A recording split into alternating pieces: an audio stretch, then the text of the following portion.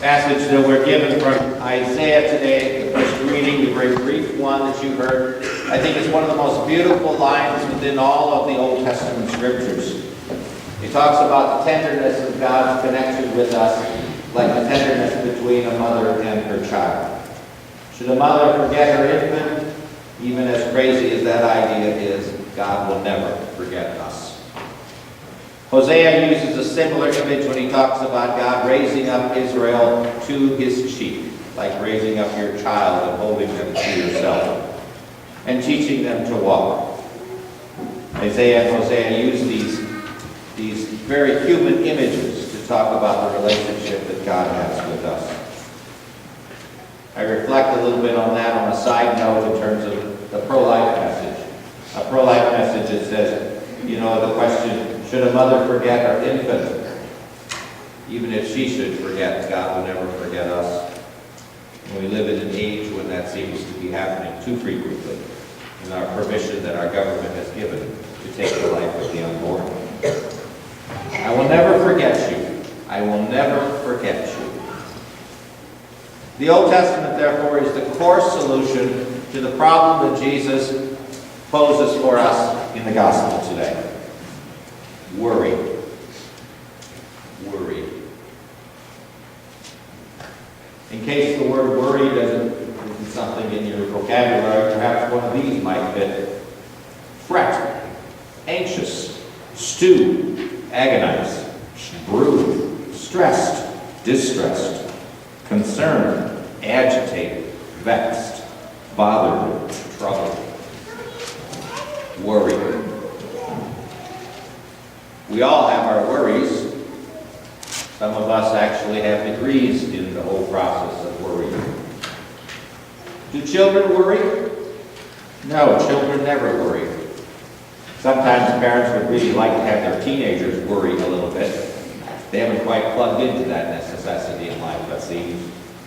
But why is it that children do not worry? Why is it they do not get ulcers? Why are they not stressed out? Because they have the unique ability to be oblivious to it all. We say that they have not lived long enough to anticipate what could go wrong, so why worry? One says children live in a kind of state of blissful ignorance. And we adults envy them once in a while. We'd like to be able to live in a world of blissful ignorance once in a while when we're beset by all sorts of problems that come our way. Some we worry about are just absolutely, totally out of our control. In fact, that's most of the things we worry about. Statistics say, after the studies were done on this whole subject, that in reality we probably only have 2, maybe 3% of our worries are really worth worrying about. Jesus asks us to consider, therefore, from the perspective of who is the master of our lives. Who is the master? Who is the one that directs all of our energy, all of our thoughts, and all of our decisions? Whatever you're worrying about, that's become your master. That is the one that's controlling you. You see, I have a favorite neurosis that I have learned to accept and I have learned to deal with, not perfectly, but I kind of figured it out. And that neurosis is, I like to have my world very organized. And when my world all of a sudden goes into chaos, I end up having just tons of stress in my life. For instance, going to a meeting, if I'm surprised by some challenge to my pastorate that I wasn't warned about ahead of time, and that happens in front of a whole bunch of people, I get very stressed out because that takes my world and throws it into a total mess.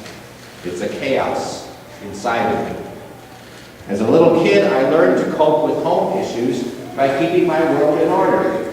Whether it was my little farm set that I was playing with as a little kid, or whether I was told to clean out the wash house, and so that meant fixing up the tool shed and cleaning up everything and putting everything back in perfect order.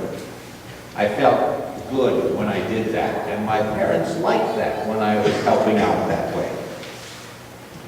So worry is something that I'm very good at, and I know very much about. I went through a time in my life when worry got to be so bad for me that it literally took all the joy out of my life. I learned a few things, though, in that process. That worry is basically serving a pagan god. It essentially means that I don't trust in the true God. Worry says that God is dead, or at least it says that God, if he is alive, either doesn't care or is incapable of doing anything for me. The worries that beset me, as I said, took the joy out of my life.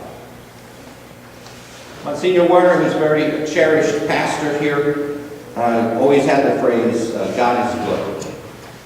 Well, Monsignor Werner couldn't say God is good unless he practiced saying that every day. So when the days became not so good, he could still say God is good. He could see the good, and he saw it as God's grace. Worry was a part of his life, like it's all part of our lives, but it didn't seem to take control of his life because of his positive attitude. But doing our best and letting it go at that is all God ever asks of us. There was a reporter who went to see Mother Teresa one time to find out what she was doing. And after he toured all the facilities and things that she was doing, he really didn't see a whole lot of success. His definition of success was kind of different from hers. And he says, it must be kind of hard. Every time you just pick somebody off the street, they just die. That's all you're doing. It doesn't seem very successful. And her response was that quip that's been quoted over and over again. God didn't ask me to be successful. God asked me to be faithful. Many of our physical ailments, whether it's backaches or muscle aches or headaches or upset stomachs or chest pains or heart attacks, all can be traced most of the time back to some sort of stressors in our lives when we let those things become the master of us. These things in myself I read. These are the things that I read in myself, and when I notice them, I make some changes so that I don't let those things become the master once again. Augustine, in his autobiography, The Call to Confessions, talks about his early life and his search for peace in his life. He first started as a young man drinking and eating and sex, and he thought that would give him all sorts of interior happiness, and he found himself in kind of a black hole with it all. He turned to Eastern mystical philosophies. He found them to be much more complicated than necessary, not quite like the gospel that he had been taught as a child. And then he became very aggressive in making money and making a name for himself. And none of those things seemed to really solve his issue inside. He kept searching, he kept thinking, he kept worrying about what it is that could possibly make me happy. When he finally found God in his life and he finally joined the church, he said this line in his confessions that's been quoted many times. He says it, "You have made us for yourself, O Lord, and our hearts are restless until they rest in you." That core attitude can cut through all of the things in our lives, whether it's the good days or the bad days. That in one way or another, it's in God that we rest, like the responsorial song, "Rest in God alone, my soul." Pope John the 23rd, when he visited the seminarians one time, knew that he was dying from stomach cancer at that point, a very painful disease. And so he knew that diagnosis as he went to see them. And he said to the students this. He says, "My dear students, every day is a good day for living, a good day for dying." Again, like Monsignor Werner, he practiced that line many times in his life. And it was the way he guided. He was able to keep things from becoming the master over him. He could do that because he had started doing it early on.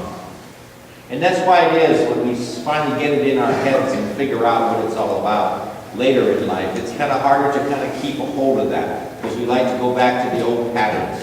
And the old patterns are ones where we turn those worries into our master. And we recognize and forget that there is truly only one master, and that's our God in heaven. I end with a simple story about Sister Josephine Bakhita. She has become Saint Josephine Bakhita. Born in 1868, died in 1900 sometime in Italy. She was born in Darfur, Sudan, and at the age of 8, she was captured by African slave traders, who in a short period of time sold her twice. By the time she was 12 years old, she had been sold and bought 12 different times. Many of her owners were extremely violent to her and mistreated her completely. beating her senseless at times for just minor little things she might have done wrong. Even the sadistic ones found a way to torture her by saying they wanted her to be scarred for life. And so they traced lines on her made with flour. And then they took a knife and cut those lines in her skin, and then they rubbed salt in those wounds so that the scars would remain. She had 114 of them on her. After being sold a number of different times, she finally was bought by or given to the Consul of Italy, who then took her home with him to Italy, where she became kind of like the nanny of the family.